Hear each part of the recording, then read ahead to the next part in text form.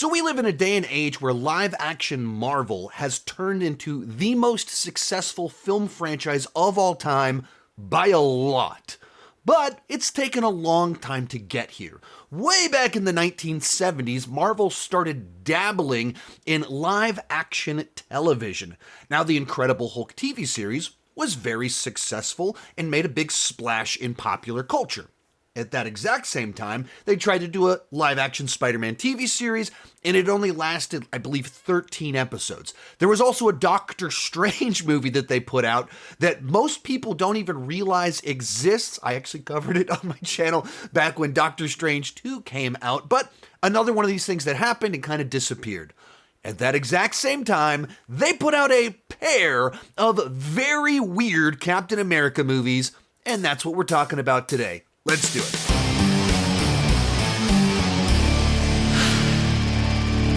So I've been aware of these made-for-TV Captain America movies for over 25 years now. Back in the day, they had them at my local video store, and so I'd walk by them and I'd see the cover and go, oh look, a Captain America movie. Now, as a point of reference, the 1990 Captain America movie that is widely criticized and considered one of the worst comic book movies of all time, and I believe I'm making a video about that for tomorrow, was a film that I had recorded off of television at some point in time in the 90s, and I was always very fond of it. So a movie many consider the worst, I was very fond of it, and still defend many aspects of that film to this day. I, even as the person that thoroughly enjoyed the 1990 movie, saw the cover for these direct-to-TV Captain America movies and went, oh, wow, that looks bad.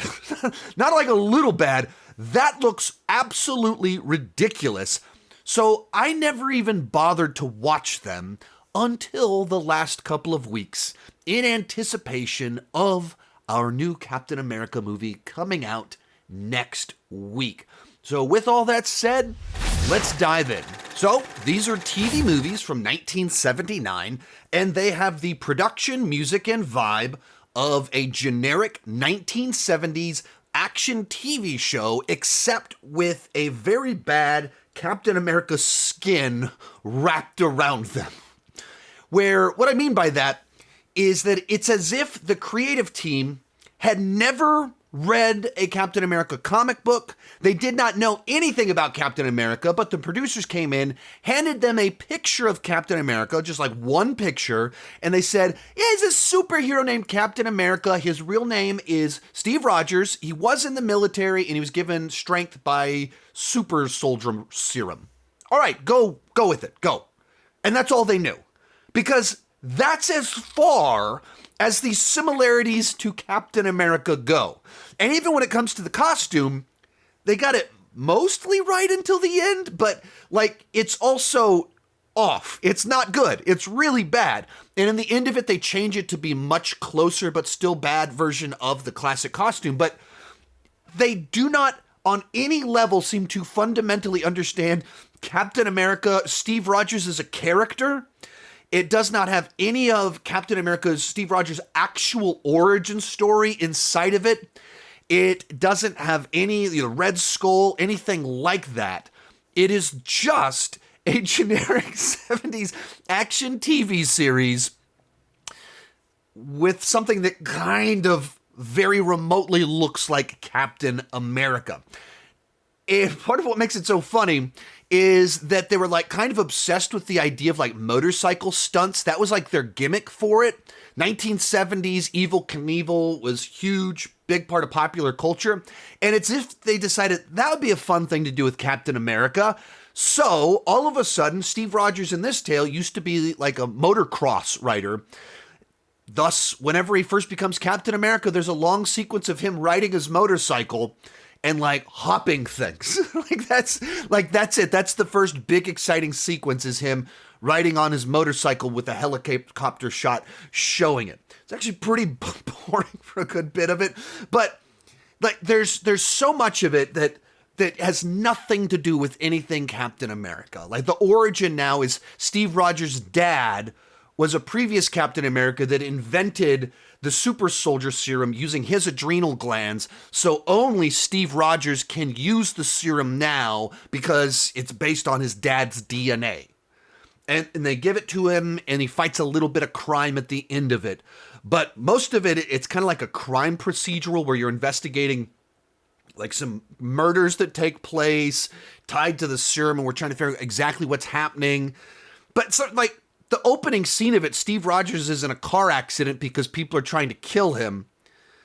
And he just like shrugs it off like nothing happened. Like, doesn't matter to him at all. The guy playing Steve Rogers is an absolute charisma vacuum. He has no personality. He is low energy. And once again, going back to that basic understanding of Steve Rogers, there's just none of it there.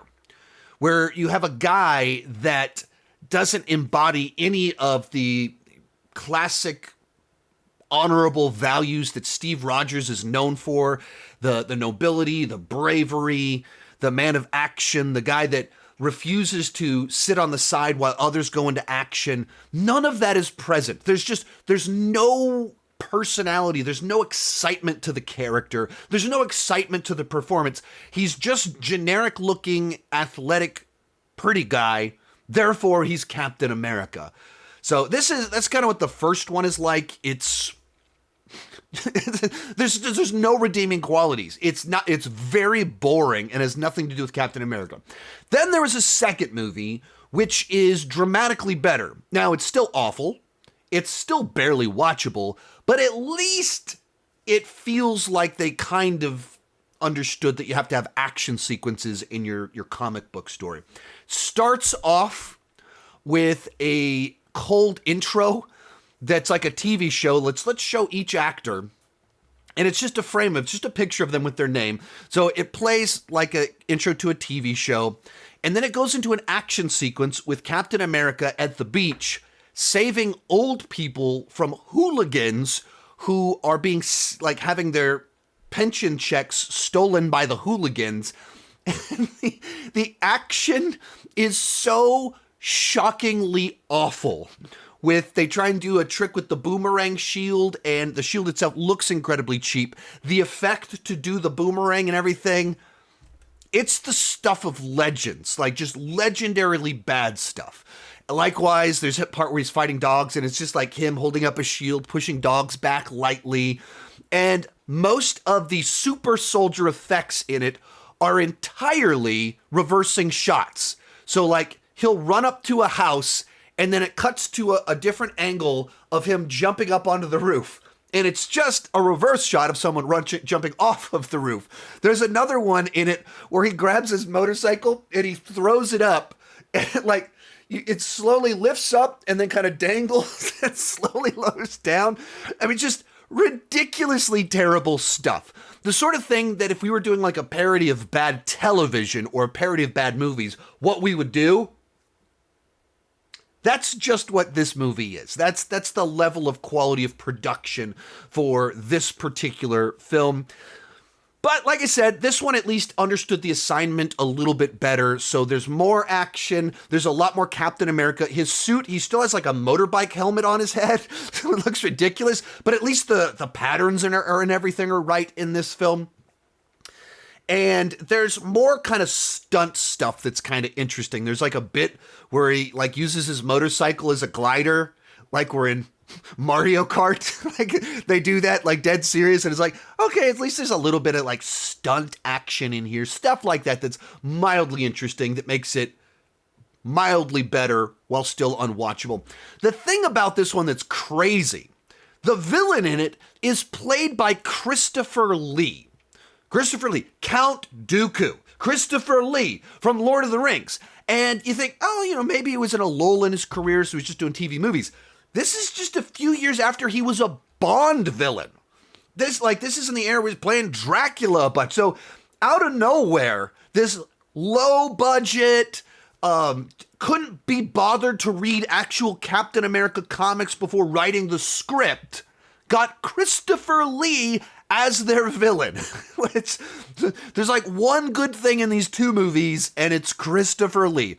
Everything else about them, boring, low production value, and just absolutely having zero understanding or knowledge of Captain America.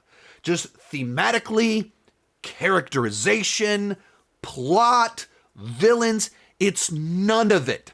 It is quite literally just a generic 70s action TV series, and not even a particularly high budget one, with a really bad and really cheap Captain America skin wrapped all around it.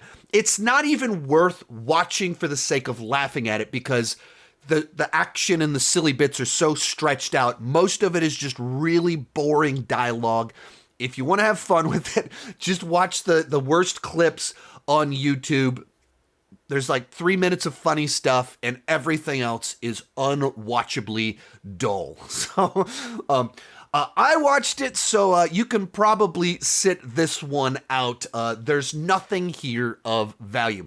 If you've seen it, what did you think about it? Have you checked out any of these like obscure old TV movies of Marvel projects? There was even like an X-Men one in the 90s called Generation X. Like, there's a bunch of these kind of obscure projects that nobody talks about from before Marvel really took off. It's absolutely fascinating to check them out, and the journey that Marvel has been on from this thing to like Endgame. Mind-blowing.